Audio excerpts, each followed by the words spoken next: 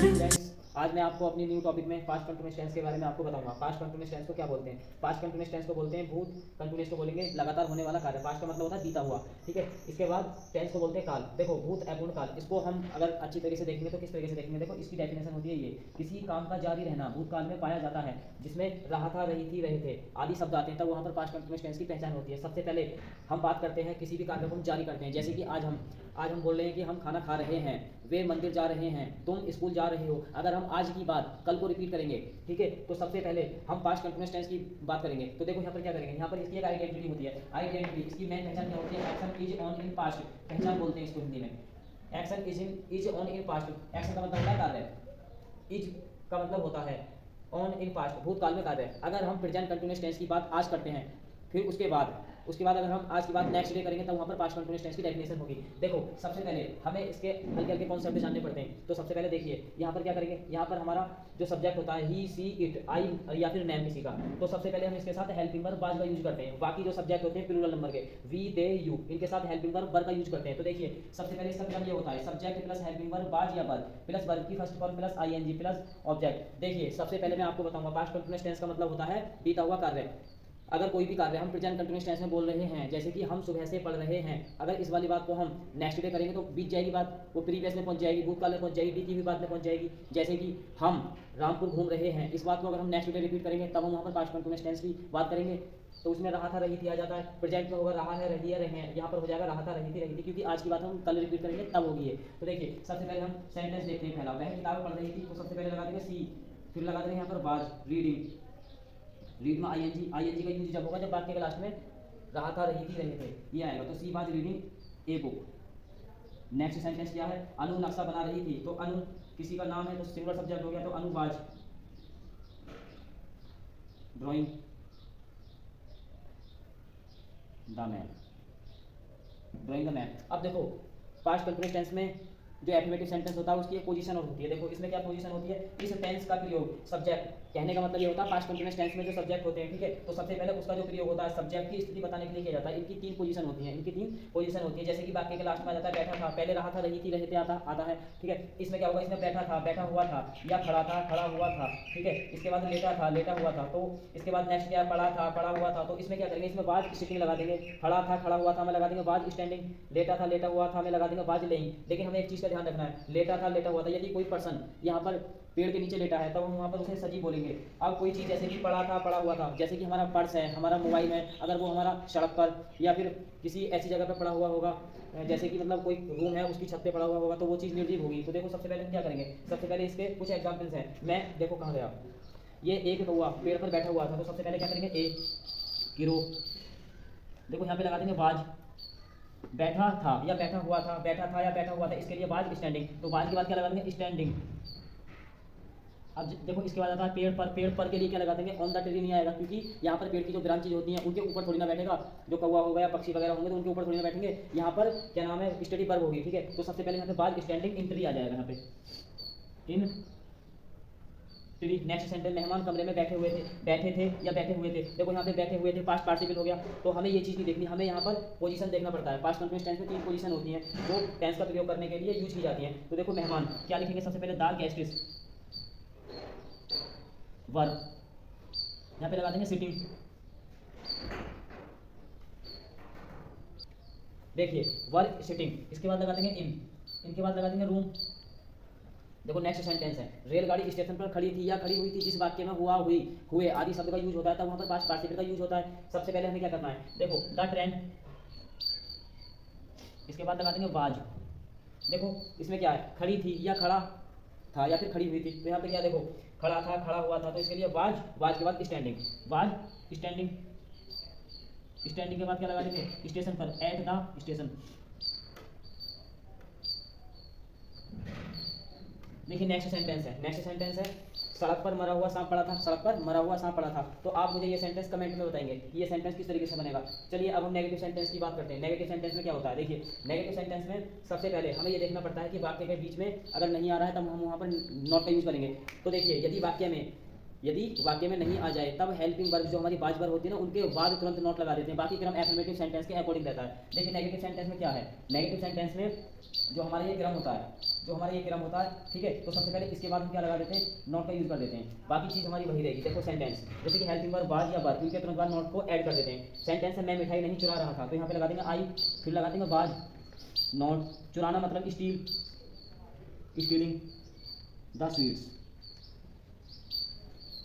Next sentence वे लड़के झूठ नहीं बोल रहे थे, तो वे लड़के मतलब दोज बॉयज, यहाँ पर वे की अंग्रेजी देने लगेगी, यहाँ पर वे के साथ लड़के को भी ऐड किया गया तो यहाँ पे लग जाएगी दोज बॉयज। क्या लगा देंगे, दोज बॉयज।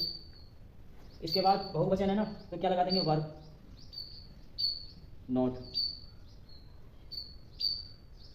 टेलिंग ए लाई।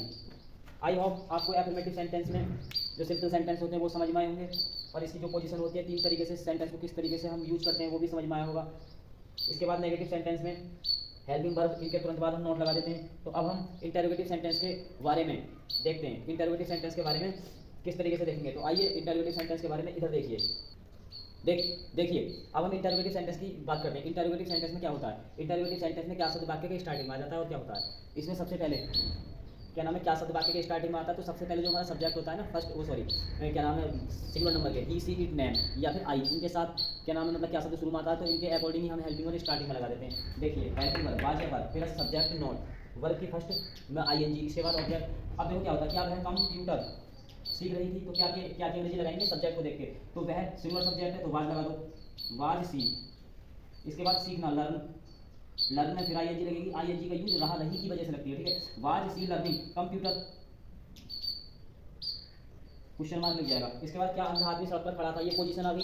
जो मैंने आपको सेंटेंस बताया था कि यदि वाक्य में मतलब जो टेंसेज होते हैं उनमें तीन पोजीशन होती हैं, तो देखो उनमें पोजीशन आ गई, क्या अंधा आदमी सड़क पर खड़ा था, तो देखो इसमें क्या करेंगे, was the blind man, was the blind man खड़ा था, तो खड़ा होने की क्या स्टैंड, तो स्टैंड में फिर आईएनजी का यूज होगा, पोजीशन वाली चीज़ में मैंने आपको बताया, ठीक है। Was the blind man standing, यहाँ पे लगा देंगे सड़क पर, on the road, on the road, फिर क्वेश्चन मार्क। नेक्स्ट सेंटेंस क्या वे मिलजुल कर काम नहीं कर रहे थे, तो वे प्लूरल सब्जेक्ट हो गया, तो इसमें हेल्पिंग वर्ब स्टार्टिंग में वर्ब आ जाएगी, तो क्या लगा देंगे, वर्ब।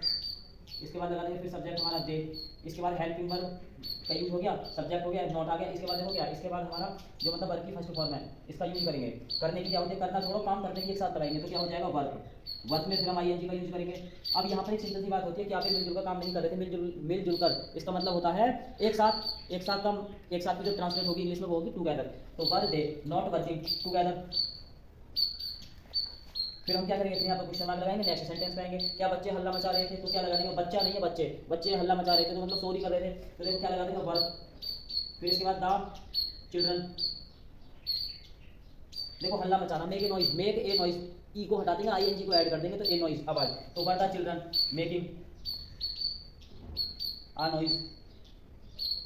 नेक्स्ट सेंटेंस क्या, तुम कार चला रहे थे, आपको पता होगा कि यदि वाक्य में रहा था रही थी रहे थे, ये चीज वाक्य के लास्ट में तो पास्ट कंटीन्यूअस टेंस की पहचान होती है वहाँ पे, तो क्या तुम कार चला रहे थे, तो सब्जेक्ट हमारा कौन सा उसमें आ गया, सब्जेक्ट हमारा आ गया प्लूरल नंबर में, किसमें आ गया, प्लूरल नंबर में, तो ये यू आ गया, इसके साथ फिर वर्ब लगेगी, तो वर्ब को हम स्टार्टिंग में लगा देंगे, वर्ब, फिर इसके बाद लगा देंगे यू। चलाना और चलना ये चीज़ अलग होती है, अगर हम किसी भी चीज़ को चलाते हैं तो ड्राइविंग कर रहे हैं, जब हम ड्राइविंग करते हैं तो यहाँ पे आ जाएगी drive, were you drive, DRIV, ई को हटाकर ING का यूज करेंगे, ड्राइविंग कार।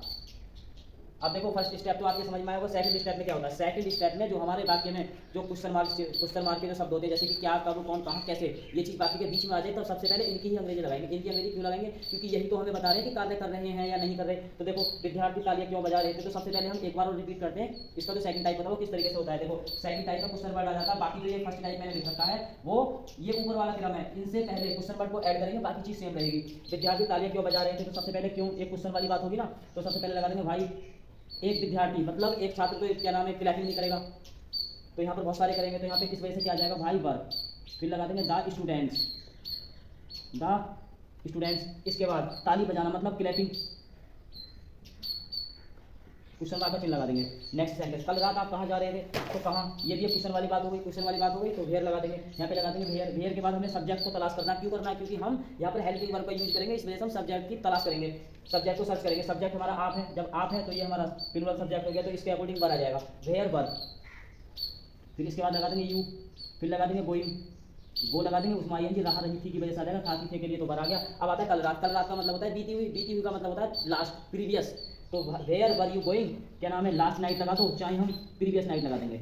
बात एक है, previous night direction direct change करके जब आता है। इसके बाद मैं तुम्हें गाली कब दे रहा था, ये भी क्वेश्चन वाली बात हो गई। तो यहाँ पर जिसमें क्वेश्चन मार्क के चिन्ह है, जैसे कि मतलब क्वेश्चन मार्क का चिन्ह तो आएगा सेकंड टाइप में, क्या कब कौन कहाँ कैसे बाकी के बीच में आ जाए, तब हम क्या करेंगे, वहाँ पर उनको पहले लगाकर हेल्पिंग वर्ब को तलाश करने से पहले सब्जेक्ट को देखेंगे कि हमारा सिंगुलर का है प्लूरल का, उसी के अकॉर्डिंग लगा के सेंटेंस को इंग्लिश में ट्रांसलेट कर देंगे। मैं तुम्हें गाली कब दे रहा था, तो कब के लिए वैन लगा देंगे, वैन के बाद क्या लगा देंगे, वाज, फिर इसके बाद आई, गाली देना मतलब एब्यूजिंग, इसके बाद देखो यू। कितने लड़के क्रिकेट खेल लेते हैं, ये तो संख्या और मात्रा वाली चीज़ आ गई। देखो यदि किसी वाक्य में मात्रा बताई जाए, जैसे कि दूध चीनी, इनकी मात्रा बताई जाए, तब हम वहाँ पर हाउ मच का यूज करते हैं। यदि किसी वाक्य में मात्रा को ना बताकर संख्या का यूज किया जाए, तब हम वहाँ पर क्या करते हैं, हाउ मैनी का यूज करते हैं। जैसे कि कितने छात्र, कितने अध्यापक, कितने मेहमान, कितने नौकर, ये बहुत सारे सेंटेंसेज होते हैं जिनका यूज हम संख्या को देखकर हाउ मैनी का लगा देते हैं। तो देखो इसका थोड़ा स्टेप अलग है। मैंने आपको अपनी लास्ट वीडियो में बताया था कि हाउ मैनी हाउ मच का यूज किस तरीके से करते हैं। आप मेरी प्रीवियस वीडियो में देख लेना, आपको सब कुछ अच्छे से समझ में आ जाएगा। तो सबसे पहले इस सेंटेंस के ऊपर फोकस करते हैं। कितने लड़के क्रिकेट खेल रहे थे, तो सबसे पहले हाउ मैनी, यहाँ पर नाउन का यूज कर देंगे। कितने लड़के, कितने के साथ लड़के को भी ऐड करेंगे, how many students, how many students, फिर यहाँ पर वर लगा देंगे। ठीक है, सबसे पहले क्या लगा देंगे, वर, वर के बाद क्या लगा देंगे, प्लेइंग, प्लेइंग में लगा देंगे क्रिकेट। नेक्स्ट सेंटेंस, शेर जंगल में क्यों नहीं दहाड़ रहा था, ये भी एक क्वेश्चन वाली बात हो गई। शायद वो बीमार होगा इसलिए से क्या नाम है नहीं दहाड़ रहा होगा, लेकिन हमें क्या, हमें तो क्वेश्चन के हिसाब से देखना है ना। तो देखो क्या करेंगे, शेर जंगल में क्यों नहीं दहाड़ रहा था, क्यों का मतलब भाई स्टार्टिंग में आ गया क्वेश्चन वर्ड वाली कंडीशन हो गई, क्वेश्चन वर्ड यहाँ पे लगा देंगे। फिर इसके बाद सब्जेक्ट हमारा सिंगुलर नंबर का है, तो इसके बाद हम कुछ नहीं देखेंगे, सिर्फ हेल्पिंग वर्ब का यूज करेंगे, जो वाज होगी, भाई वाज। फिर सब्जेक्ट को सर्च करो, स्टूडेंट्स, भाई वाज द लॉयन, इसके बाद नॉट, दहाड़ना रॉयल, इसमें आईएनजी लगा दो, रॉयलिंग, रॉयलिंग के बाद देखो क्या करेंगे, जंगल में, इन द फॉरेस्ट। ये मैंने आपको ये सेंटेंस बताया, भाई was the lion not roaring in the forest. आज के लिए फिलहाल इतना ही। आई होप आपको ये सारी चीज़ समझ में आई होंगी। अब हम नेक्स्ट वीडियो में next topic present perfect tense के साथ न्यू क्लास में आएंगे। तब तक के लिए आप वेट कीजिए। जय हिंद।